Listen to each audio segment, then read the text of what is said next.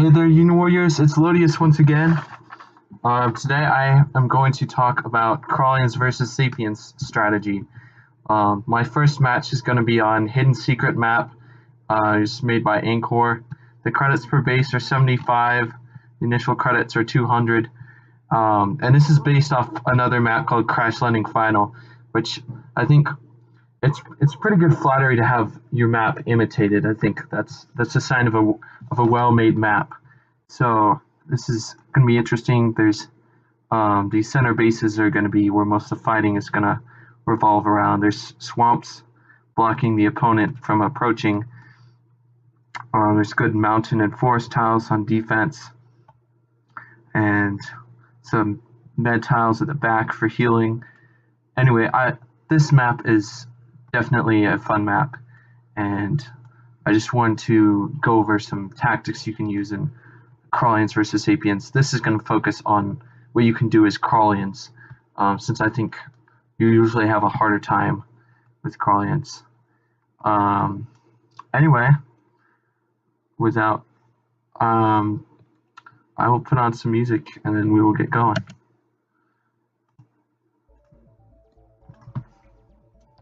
So, making natural caps. MooseKNUCKLE is making natural caps. And he's going to open with Marine and Marine. Khraleans did not open with anything, but now we've got a Groot up on the center position and underlings near the back. He's going to push his Marine up. Grooters do not want to fight Marines on this heavy terrain. So, pushing underlings up. That's a good mountain tile to take a hit on that Marine. Groot is going to pull back, and out comes more underlings. And here's a swarmer. All MooseKNUCKLE has right now is Marines, which are good against air units, but they're not built to fight underlings. Out comes a helicopter, and we're going to see a swarmer attack. Groot is going to come in and hit the damaged Marine, which is okay. And now underling makes it cap. And usually you don't want to hit Marines with Grutas, but it's alright if it's damaged, so you don't take that much in return. And the real thing about this is the underling cap, because now he has to divert his resources to stop this cap first before dealing with these aerial units. And the swarm was able to take a 5-bite off of the Marine at the start. So Khraleans is all about pressure. See, he had to waste his helicopter hit on the underling. This Groot is going to take some hits from these Marines. These Marines are pulling back away from the swarmer. The swamp tile is just not good enough to hit him with. Swarmer is going to come out, take some more hits, and underling's going to finish it off, looks like. This underling's moving up onto the mountain. Another hit with swarmers. These swarmers are great at taking down Marines, and they're not damaged at all. Swarmers are great when you can keep them shielded. More underlings, another swarmer, and an underling up at the center position. Helicopter's going to strike against the underling.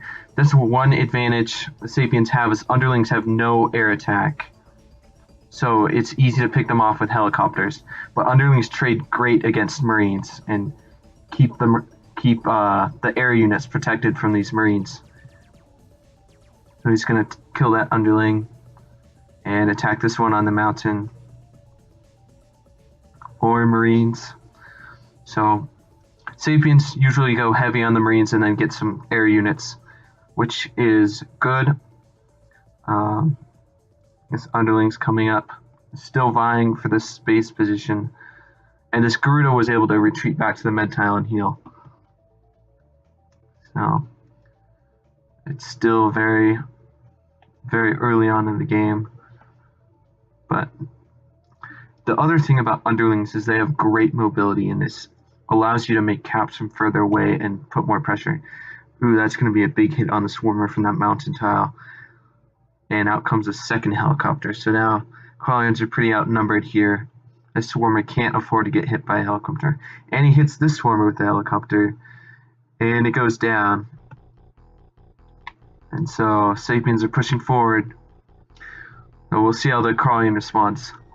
Nice. That's what I'm talking about, underling mobility. He just takes a cap, and now he has to deal with that cap. He has to divert his resources back, because if he can't use his helicopter on this swarmer, otherwise he'll lose his base. He has to bring his helicopter and his marine back to attack there. It's all about pressure for Khralians.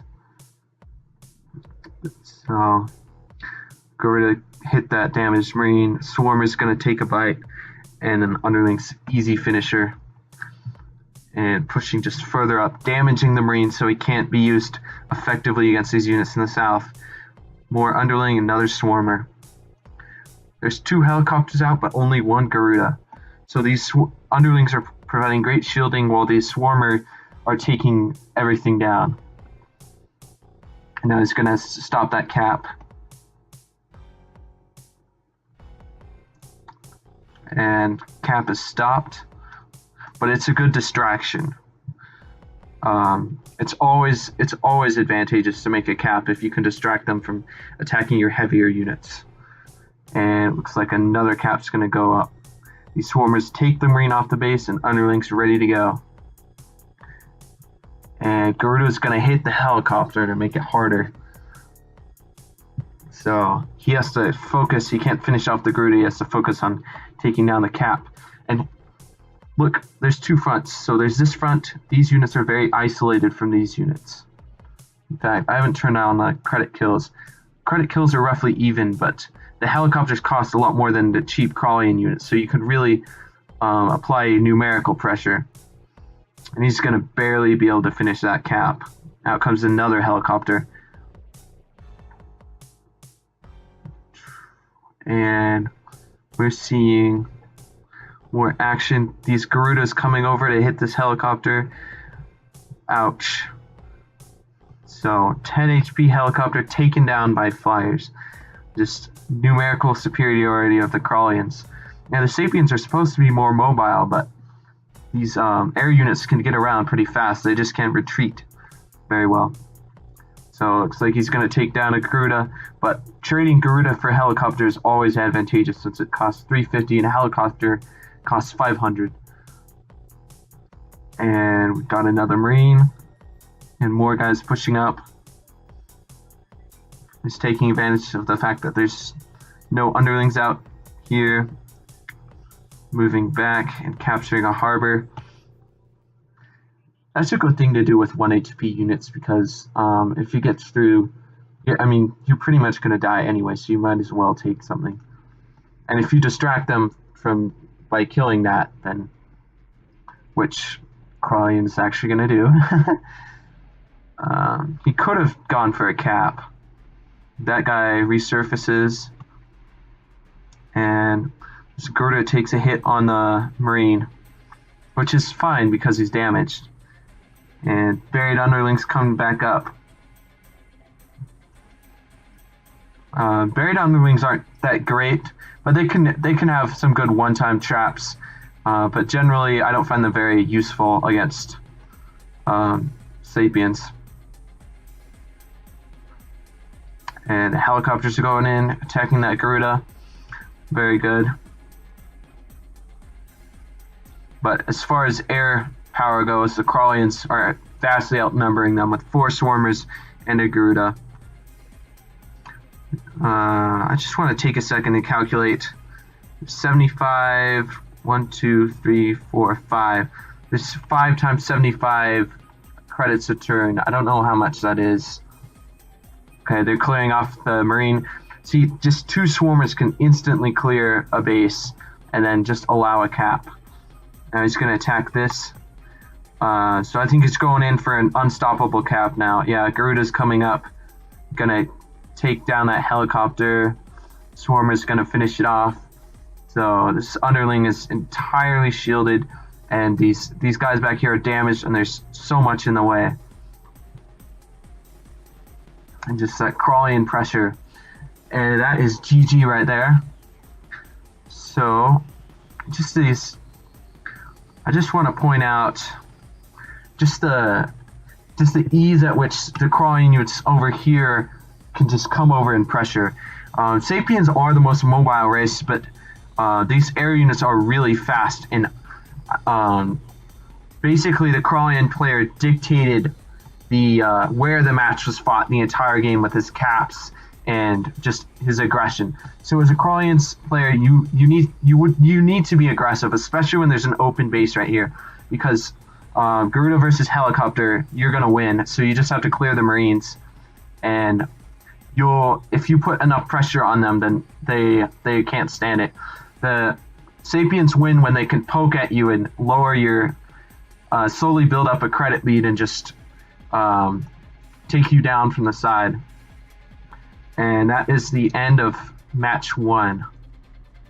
So GG. We got the next match up. And so Zardasel is wondering how to win as Khralians on this map, and I'm a lot higher skilled than he is, so I'm not going to attribute this victory purely to strategy. It still might be unbalanced for Sapiens, but this will just also showcase the power of an aggressive Khralians. So let's go. This is interesting because you start out with 4 underlings immediately, and underlings are great. They're the fastest infantry unit in the game, and they're very good at pressuring bases. He's going to move his Marines up. Khralians built a swarmer, and he's got Marines. So swarmer's going to come down, and these guys are all focusing in on this one base. And I just want to show you right now, there's 3 underlings. There's 3 underlings in range of that base, and then there's 1 swarmer that can hit. So this south base is under a lot of pressure just from 1 turn, and this is basically the type of pressure you want to create the entire game. I'm going to change the zoom. Sorry. There we go. That's much better. But he's going to attack. He's going to get first blood, and looks like he's got a lot saved up. That seems like 800 credits immediately. So out comes a Marauder. Very good for this type of map. And another Marauder. So double Marauders. Underlings are going to push forward, attacking these Marines. And underlings are very good anti-marine, especially on good terrain. Swarmers are good for just ranged attacks. You weaken the Marauder on the get-go. So with swarmers, you want to be the one attacking first. And it's roughly even more underlings.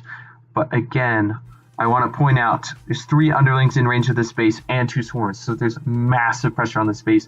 And all he's got is a 4 HP Marauder. He's got stuff to hit through this line, but just there's so much pressure on this base right now. He could easily lose it if he doesn't attack. And so basically this positioning is dictating where the battle will be fought. The other thing about Marauders is their melee. So every time they attack, they get damaged. Whereas Swarmers only get damaged if they get attacked. So the rangedness of the Swarmers is very useful. Out comes an Engineer to heal the Marauders because they do get damaged from melee. I don't know if that was the best choice. It might have been better to go more aggressive. But we'll see. And now, as I've shown, just this entire pressure, this base is under a cap threat. Underlings shielding 2 swarmers, and he just doesn't have the same pressure over here. The underlings are trying to stay either shielding these aerial units or on these heavy forest terrains. And more, now there's a swarmer coming over here, gonna hit from this side underling, so that they can both enter the battle around the same time. So these Marauders are good. They outmaneuvered the shielding and they got the cap, but they're both at 5 HP now. And so this is very dangerous because we got these 2 swarmers here. I can do a lot of damage to these Marauders. And out comes Marine and another Marauder. So taking some hits. Now there's going to be a push from the north. So he's had to bring a ton of units down here, and now the Khralians are going to attack from the other side. And down goes the engineer. It's a sitting duck once you eliminate the marine shielding. And now it's going underling swarmers, so just putting a lot of pressure this way. So the Khraleans have kind of changed their focus a little bit. And this underling is staying back to kind of shield these two swarmers, because the last thing you want is your swarmers to die. And by shielding the swarmers, the Khraleans have been able to build up quite the credit lead. And we're attacking the underlings, getting them out of the way. And now they do get a hit on the swarmer, but it's still at 6 HP. It's still going a little strong. And these underlings are going to eliminate the weakened marines. Another marine going down. And looks like this marauder is going to go down too.